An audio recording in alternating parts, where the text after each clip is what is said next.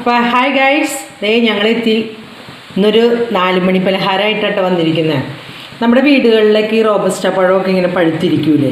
അപ്പോൾ പഴുപ്പൊക്കെ കൂടിക്കഴിഞ്ഞാൽ പിള്ളേർക്കൊന്നും ഇഷ്ടമുണ്ട്. ഇത് പഴുപ്പ് അധികം കൂടിയിട്ടില്ല, എന്നാലും കുഴപ്പമില്ല. അപ്പോൾ നമുക്ക് ഇത് വെച്ചങ്ങോട്ട് ഒരു സ്നാക്ക് അങ്ങോട്ട് ഉണ്ടാക്കാം. അപ്പോൾ ഇതിന് വേണ്ടത് ഞാൻ ഒരു 1/2 കപ്പ് തേങ്ങ എടുത്തിട്ടുണ്ട്. ഒരു ചെറിയ ബൗളിൽ ഒരു കുറച്ച് ശർക്കര.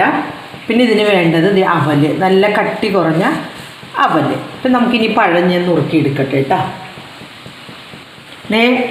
അപ്പോൾ ഇത് ഞാൻ പഴമൊക്കെ അരിഞ്ഞ് ഇതേപോലെ എടുത്തിട്ടുണ്ട്, ചെറിയ ചെറിയ പീസായിട്ട്. അപ്പോൾ ഇനി നമുക്കിതെല്ലാം കൂടി അങ്ങോട്ട് യോജിപ്പിക്കാം. ഈ അവലിലേക്ക് ഞാൻ ഈ പഴമൊക്കെ ഇട്ട് കൊടുക്കാം കേട്ടോ. നമ്മുടെ ഈ പഴം എല്ലാം ചേർത്ത് കൊടുക്കാം. അപ്പോൾ ഈ അവൽ ഞാൻ ഇട്ട് കൊടുത്തു. ഇനി അവലും പഴമായിട്ടൊന്ന് യോജിപ്പിക്കാം. എന്നിട്ട് നമുക്ക് തേങ്ങയും ശർക്കരയൊക്കെ ഇടാം കേട്ടോ. പയ്യെ നമ്മുടെ കൈയും കൊണ്ടൊന്ന് ഉടച്ച് അവലായിട്ടിത് യോജിപ്പിക്കാം. ഒരു 1-2 മിനിറ്റ് ഒന്ന് അവിടെ ഇരിക്കട്ടെ, കാരണം പഴമായിട്ടതൊന്ന് യോജിച്ച് വരണ്ടേ. ഓക്കെ. അപ്പോൾ ഫ്രണ്ട്സ്, നമ്മളുടെ പഴവും അവലും ഒക്കെ കൂടി മിക്സ് ആയിട്ട് ഇനി നമുക്കിതിലേക്ക് തേങ്ങ ഇട്ട് കൊടുക്കാം കേട്ടോ. നോക്കണേ, കാരണം നമ്മളിത് ഉരുട്ടി എടുക്കണേട്ടാന്നിട്ട്. ഉരുട്ടി എടുത്തിട്ട് നമ്മൾ ഒരു മാവിൽ മുക്കിയിട്ടാണ് നമ്മളിത് പൊരിച്ചെടുക്കണേ. ഇതിങ്ങനെ തന്നെ കഴിക്കാൻ ചെയ്യും, പക്ഷെ ഇങ്ങനെ കഴിക്കണേക്കാളും ഇഷ്ടം അങ്ങനെ ചെയ്യുമ്പോൾ ടേസ്റ്റ് കൂടും.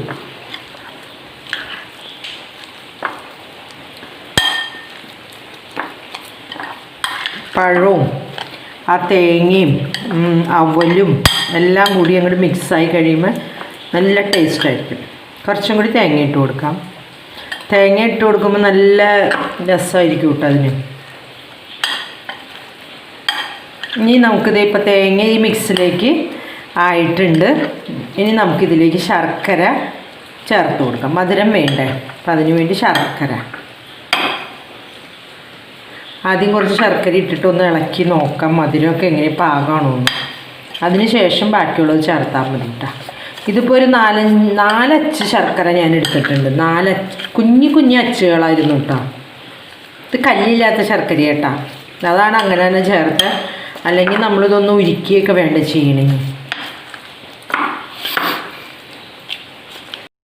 അപ്പോൾ ഗൈസ്, ഇത് നല്ല കറക്റ്റ് പാകമായിട്ടിട്ടത് ഉണ്ട ഉണ്ടാക്കാൻ. ഇത് നമുക്കത് അങ്ങോട്ട് മാറ്റി വെച്ചിട്ട് നമ്മളുടെ ഇത് ഞാൻ പറഞ്ഞില്ലേ, ബോളാക്കിയിട്ട് നമ്മളിത് എണ്ണയിൽ വറുത്ത് പോരല്ല. അപ്പോൾ അതിനുള്ള ഇത് തയ്യാറാക്കാൻ വേണ്ടി മാവ് നമുക്ക് റെഡിയാക്കാം.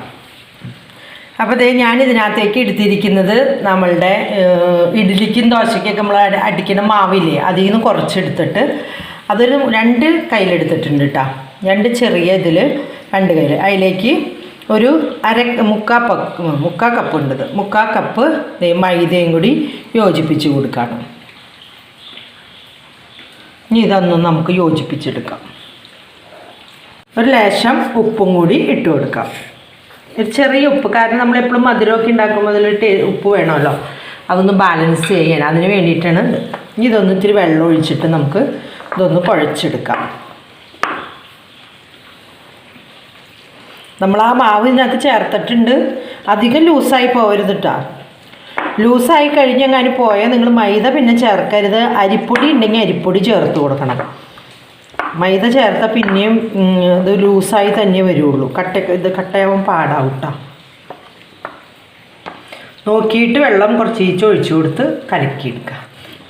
ഇതായിട്ടാ നമ്മളുടെ കറക്റ്റ് പരുവം. ഇനി നമുക്ക് നമ്മളുടെ ആ എടുത്തു വെച്ചിരിക്കുന്ന നമ്മളുടെ ആ ഫില്ലിങ്ങില്ലേ, അത് ചെറിയ ബോളുകളാക്കി നമുക്കൊന്ന് ഉരുട്ടിയെടുക്കാം.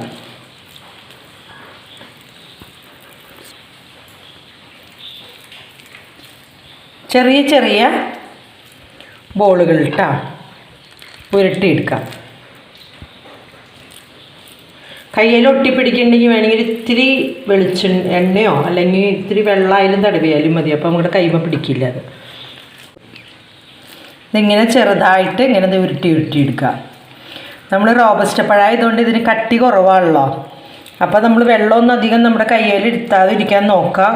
അപ്പോൾ നമ്മുടെ എല്ലാ സംഭവം സെറ്റ് ആയിട്ടുണ്ട്. ഇനി നമുക്കിത് പൊരിച്ചെടുക്കാം. ഇതൊക്കെ ഞാനൊരു പാൻ അടപ്പത്തോട്ട് വെച്ചിട്ടുണ്ട് കേട്ടോ. പാൻ ചൂടായി ഞാൻ എണ്ണ ഒഴിച്ചിട്ടുണ്ട്. വെളിച്ചെണ്ണയായിട്ട് ഒഴിച്ചിരിക്കുന്നത്. നല്ല രസമായിരിക്കും വെളിച്ചെണ്ണയിൽ ഉണ്ടാക്കി കഴിക്കുമ്പോൾ. അപ്പോൾ ഇനി അങ്ങോട്ട് ചൂടായി കഴിയുമ്പോൾ നമുക്കിത് മുക്കി ഇതിനകത്തേക്ക് ഇട്ട് കൊടുക്കാം. പെട്ടെന്ന് ആവൂട്ടാ. ഓള് ഞാൻ ഇതിനകത്ത് ഇട്ടു ഡിപ്പ് ചെയ്തിട്ടുണ്ട്. ഇത് ഇനി എണ്ണയിലേക്ക് ഇട്ട് കൊടുക്കാം കേട്ടോ. ഇത് പെട്ടെന്നായി കിട്ടൂട്ടാ. അടുത്തതും അതേപോലെ തന്നെ.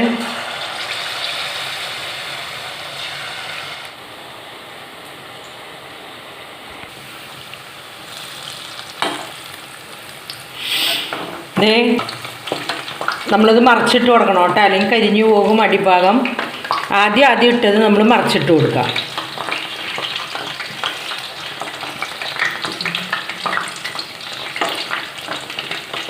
പെട്ടെന്ന് മൊരിഞ്ഞു വരും കേട്ടോ. ചെറിയൊരു ഗോൾഡൻ പരുവം 2 വശമായി കഴിയുമ്പോൾ നമുക്കിത് എടുത്ത് മാറ്റാം. ഇപ്പം നമ്മൾ ആ അരിയുടെ അരിപ്പൊടി ഇതൊക്കെ ചേർക്കണത് ഇതിന് ക്രിസ്പിനെസ് കിട്ടാനാണ് കേട്ടോ. മൈദ മാത്രം ചേർത്തെങ്കിൽ തളർന്ന പോലെയായിപ്പോൾ. ഇപ്പം അരിയും കൂടി ചേർക്കുമ്പോൾ അരിപ്പൊടിയും കൂടിയോ ഇപ്പം മാവില്ലെങ്കിൽ തന്നെ നമുക്ക് അരിപ്പൊടി ആയാലും ചേർക്കാം കേട്ടോ. ദോശമാവോ ഇഡ്ഡലി മാവോ ഒന്നും ഇല്ലെങ്കിൽ, അപ്പത്തിൻ്റെ മാവോ ഒന്നും ഇല്ലെങ്കിൽ നമുക്ക് ഇതേപോലെ ഇങ്ങനെ ആക്കിയെടുക്കാം. പിന്നെ വെള്ളമൊക്കെ കൂടിപ്പോയി കഴിഞ്ഞാൽ ഞാൻ പറഞ്ഞില്ലേ ആദ്യം മൈദ പിന്നെ ചേർക്കരുത്, അരിപ്പൊടി ചേർക്കാം. അപ്പോൾ ഫ്രണ്ട്സ് ഇതൊക്കെ ആയി തുടങ്ങി. ഞാനിതൊക്കെ മറച്ചിട്ടിട്ടുണ്ടായിട്ടായി നമുക്കിത് മാറ്റി ഒരു ഇതിലേക്ക് എടുക്കാം. എണ്ണ ഒന്ന് പോണ്ടേ.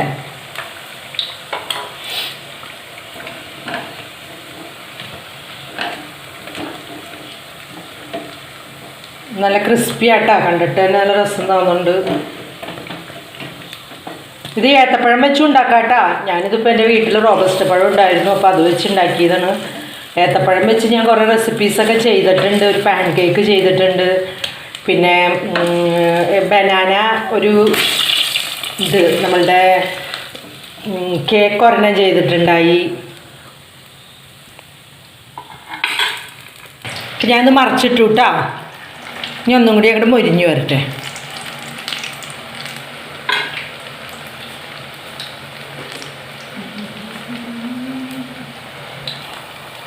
ഇതിൻ്റെ ഉള്ളിപ്പോൾ അധികം വേവണമെന്നില്ല കേട്ടോ. കാരണം പഴവും അവലൊക്കെ നമ്മൾ നന്നായിട്ട് പഞ്ഞിയ പോലെ സ്മൂത്തായിട്ട് വന്നിട്ടുണ്ടായില്ല.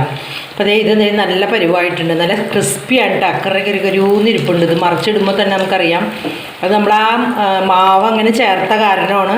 ഇതിപ്പോൾ നമ്മുടെ വീട്ടിൽ എന്നിട്ട് ഇഡ്ഡലിയുടെയും ദോശയുടെയും ഒന്നും മാവില്ലെന്ന് വെച്ച് കുഴപ്പമൊന്നുമില്ല. നമ്മുടെ അരിപ്പൊടി ചേർത്തുണ്ടാക്കിയാലും മതി കേട്ടോ. കോൺഫ്ലവർ ഒന്നും ചേർക്കരുത്, അരിപ്പൊടിയും മൈദയും. പിന്നെ ചെറുപഴം കൊണ്ട് നമുക്കിത് ഉണ്ടാക്കാം, കുഴപ്പമൊന്നുമില്ല. റോബസ്റ്റ പഴം വേണമെന്നില്ല, ഏത്തപ്പഴം വേണമെന്നില്ല. നമ്മുടെ വീട്ടിൽ പാളയംകുടം പഴം എടുക്കരുത്. പാളയംകുടം പഴം പെട്ടെന്ന് അങ്ങോട്ട് ഇതായിപ്പോൾ ഒരു പുളിയൊക്കെ ആയിരിക്കും, അപ്പോൾ അധികം ടേസ്റ്റ് ഉണ്ടാവില്ല. ബാക്കി ഏത് പഴം വേണമെങ്കിലും നമുക്കിത് ഉണ്ടാക്കാം. ഇതിപ്പോൾ ഞങ്ങൾ അപ്പോൾ നമ്മളുടെ ഇതും ആയിട്ടുണ്ട് കേട്ടോ. അപ്പോൾ നമ്മളുടെ ഇതെല്ലാം നമ്മൾ ഉണ്ടാക്കിയെടുത്തു. അപ്പോൾ ഇനി നമുക്കിത് സ്റ്റൗവൊക്കെ ഓഫ് ചെയ്യാം.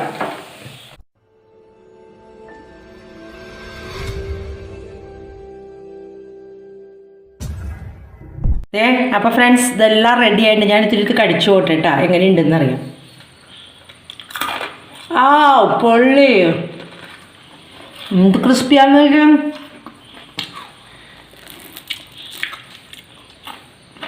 ഉള്ളൊക്കെ നല്ല എന്താ പറയുക, സ്മൂത്തായിട്ട് നല്ല മധുരവും ഒരു എന്താ പറയുക പുതിയൊരു സംഭവം നമ്മൾ ടേസ്റ്റ് അത് നല്ല സൂപ്പറാട്ടോ. അപ്പം എല്ലാവരും ഇത് വളരെ എളുപ്പമല്ലേ. അപ്പം എല്ലാവരും ഇത് 4 മണിക്ക് ചായക്ക് വെള്ളം വയ്ക്കുമ്പോഴേക്കും നമുക്ക് ഉണ്ടാക്കിയെടുക്കാവുന്നതുള്ളൂ.